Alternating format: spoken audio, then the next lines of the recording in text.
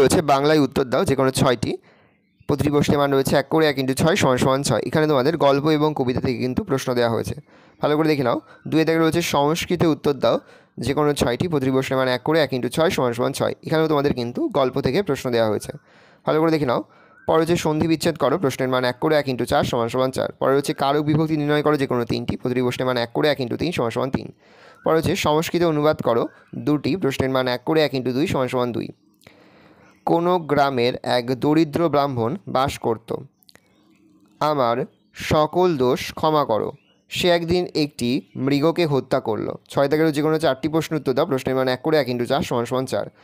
সখী শব্দের ষষ্ঠী বহুবচন, রাজান শব্দের তৃতীয়া একবচন, নদী শব্দের সপ্তমী একবচন, বধ ধাতুর লিট উত্তম পুরুষের বহুবচন, দা ধাতু লট মধ্যম পুরুষের দ্বিবচন। রয়েছে টোটাল তোমাদের সেকেন্ড সামেটিভ অর্থাৎ দ্বিতীয় পর্যায়ক্রমিক মূল্যায়নের সংস্কৃতের কোশ্চেন পেপার। ভালো তোমরা কোশ্চেনটা দেখে নাও। আশা করি ভিডিওটা ভালো লেগেছে।